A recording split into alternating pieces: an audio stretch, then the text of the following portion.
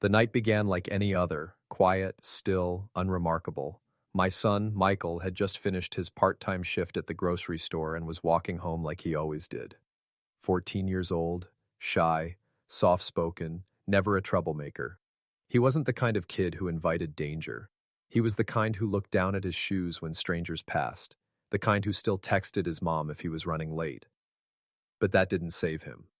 That night, danger found him. A black SUV rolled up beside him, its headlights cutting through the dark like twin knives. Two men climbed out, uniforms pressed and dark, their sleeves marked with patches that looked official at first glance. HOA cops. That's what the threadbare stitching said. Fake authority, but Michael didn't know that yet. One flashed a shiny badge, the kind you could order from any novelty website, and barked something about a neighborhood ordinance. No minors outside after dark. His voice was sharp, the words rehearsed. Michael froze. "I'm just walking home. I live right here," he stammered. But they didn't care. The second man's hand clamped down on his arm. "You're detained." Their authority was counterfeit, but their strength was real. They twisted his arms, zip ties biting into his wrists, and shoved him toward the SUV. His phone slipped from his pocket, clattering against the pavement. In a moment of quiet brilliance, Michael kicked it under a bush before they noticed. That act would change everything, but he didn't know that yet. At home, I was setting the dinner table, thinking of him like any mother would, glancing at the clock, waiting for the sound of his footsteps on the porch. Michael always texted. Always. But this time, silence. At the 30-minute mark, unease tightened in my chest. I checked our locator app. His phone wasn't moving. It pinged near an abandoned strip mall. Wrong direction, wrong road, wrong everything. I tried calling, straight to voicemail. Once, twice, 3 times. No answer. My gut knew before my mind admitted it. Something was wrong. Very wrong. Keys in hand, I bolted for the door, dialing as I drove. My deputy picked up on the first ring. "Track this plate," I whispered when I spotted the SUV parked outside the strip mall. Black, unmarked, private. I rattled off the numbers. 30 seconds later, he called back. "Boss, that's not law enforcement. Privately registered. Do you need backup?" His tone carried the weight of a loaded weapon, but I shook my head even though he couldn't see me. "Not yet. Not until I know Michael's safe." My jaw was steel, my grip on the wheel iron. I eased behind a dumpster, my car hidden in shadows, and watched. Through the broken glass of that dead office building, I saw them drag him inside. Michael stumbled but didn't fight, his small frame dwarfed by the men hauling him. My pulse pounded in my ears, my knuckles white on the steering wheel. These weren't cops, they were imposters. And they had just kidnapped my son. They thought he was just another kid, just another faceless boy they could scare into silence. They thought I was just another mother, powerless, waiting at home. But I wasn't. I was the district attorney. Years of standing in courtrooms, staring down murderers and liars, had forged me into someone who could master fear. But this wasn't a courtroom. This wasn't strategy. This was Michael, my son, tied to a chair in a dark room while frauds in cheap uniforms played judge and jury. I lifted my phone, switched it to recording, and zoomed in. My son's hands were bound, plastic ties biting into his skin. He sat in a folding chair, shoulders tight, eyes darting. The taller man paced, barking fake charges. "Neighborhood ordinance, violation, fine, $500 if you want to go home." My stomach turned to stone. Extortion. Plain and simple. The second man smirked from the corner, scrolling on his phone. "What if mommy and daddy don't pay? We call child services." He thought it was clever. My blood boiled, but I stayed steady. I called my deputy again. "Kidnapping. 2 adult males, fake uniforms, private SUV. My son restrained. I'm moving in." His reply was sharp. "ETA 4 minutes. Do not engage alone." But waiting wasn't an option. Not for me. Not for Michael. Gravel crunched under my heels as I stepped from the shadows and walked straight toward the office building. Every muscle in my body screamed at me to run, to tear the door down, to pull Michael out with my bare hands. But years in the courtroom had taught me that power didn't always come from rage. It came from presence, from control, from knowing you were the one who set the terms. I gripped my real badge, its weight grounding me, reminding me that the law wasn't an idea.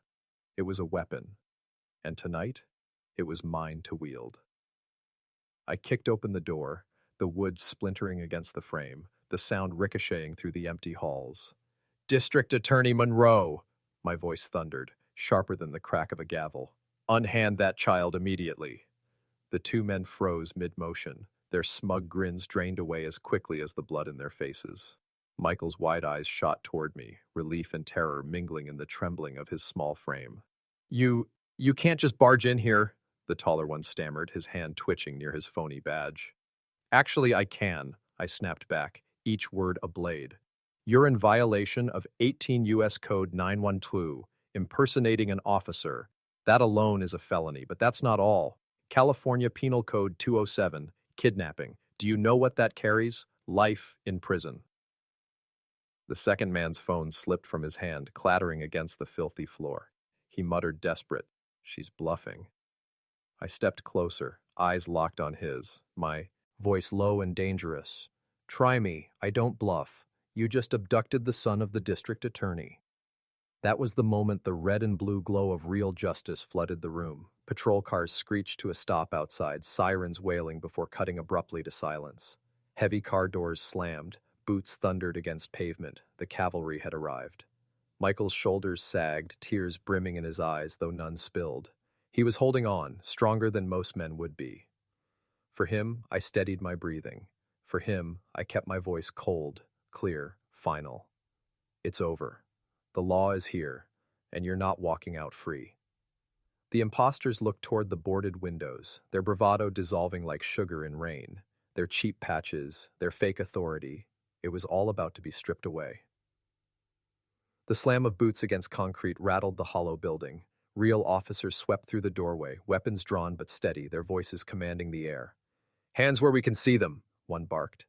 The two imposters stiffened, their earlier bravado shattered.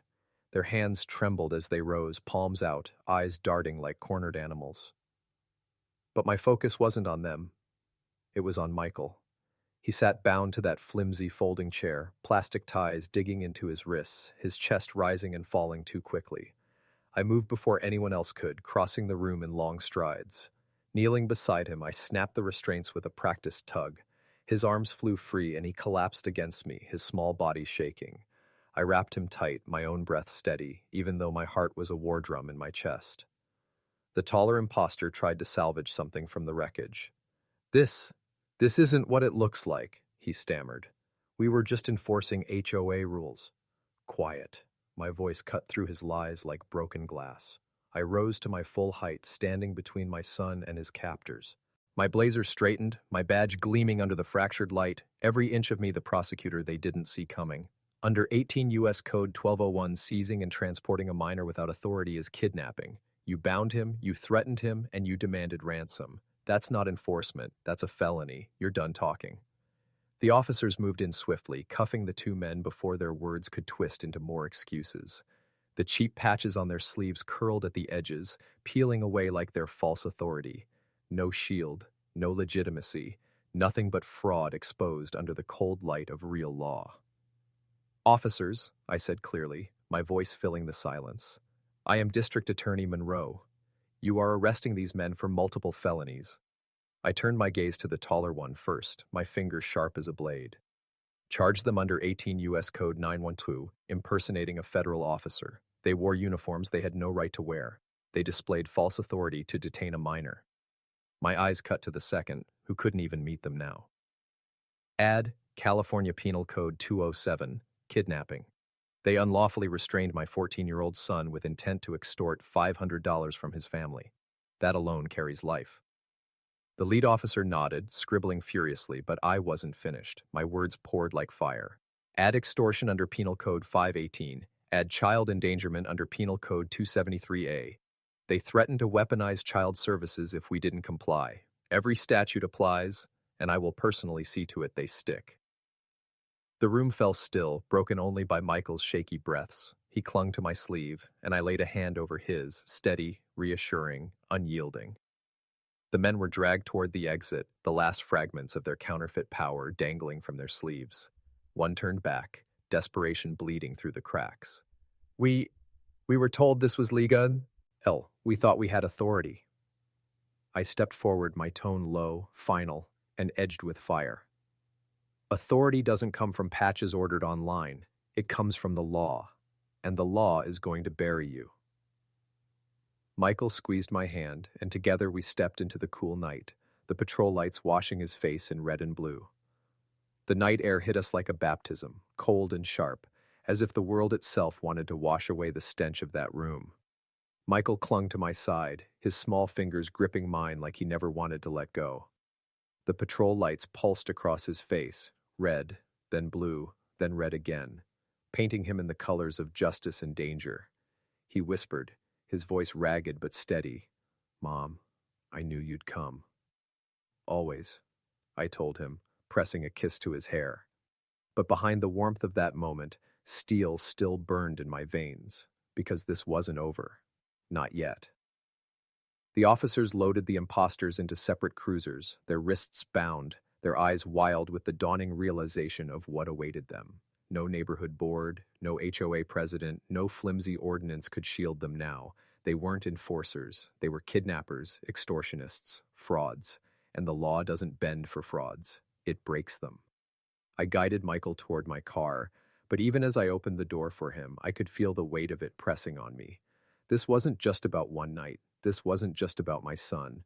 It was about sending a message that needed to echo far beyond our quiet neighborhood.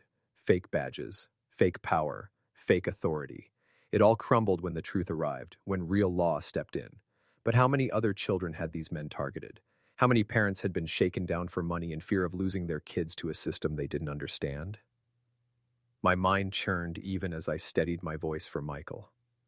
He rested his head against the seat, exhaustion pulling at his eyelids. "It's over now, right?" he asked softly. "Yes," I said, though my gaze flicked to the patrol cars. "For them, it's over, but for us, it's just beginning." Because tomorrow there would be court filings. Tomorrow there would be charges stacked so high that no jury could see daylight between them.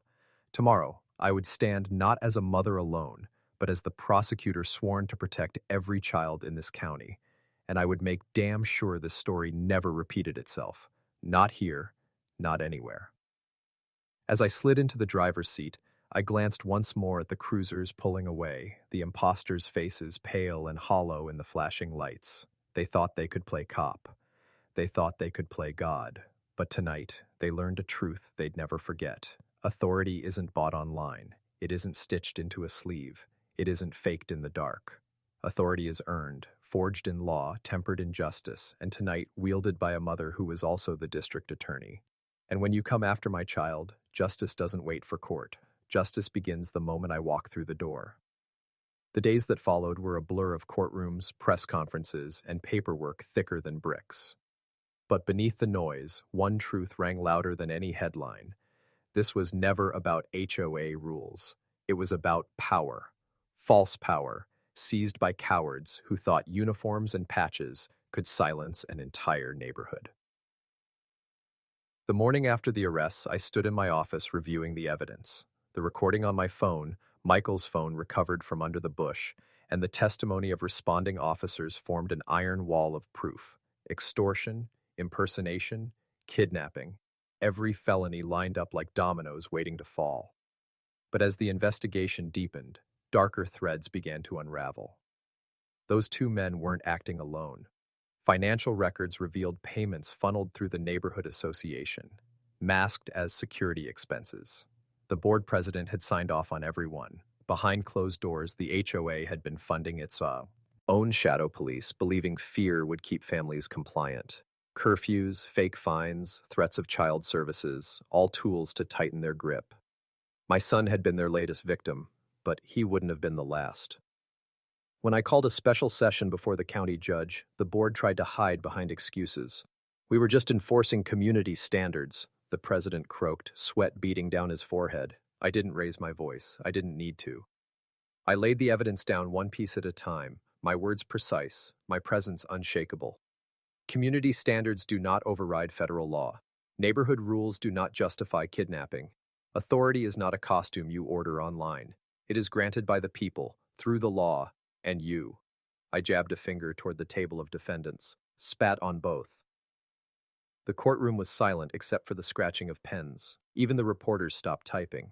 When the gavel finally struck, authorizing a full investigation and dissolving the HOA's control over security, the room seemed to exhale at once. That night, when I returned home, Michael was waiting at the kitchen table, homework spread in front of him, but untouched. He looked up with those tired eyes, still carrying shadows of fear, but stronger now. "It's really over?" he asked.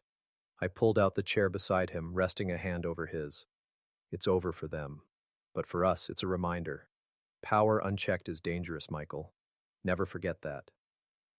He nodded slowly, and for the first time in days, I saw his shoulders ease. As I stepped onto the porch later, the quiet of the neighborhood wrapped around me.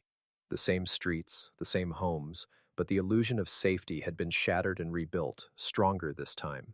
They had tried to weaponize fear against us. Instead, they ignited a reckoning. And if anyone ever tried again, they'd remember this night. They'd remember that. Authority doesn't live in fake patches or empty threats. It lives in truth, in justice, in the law, and in those willing to wield it without hesitation. For my son, for every family, for every child,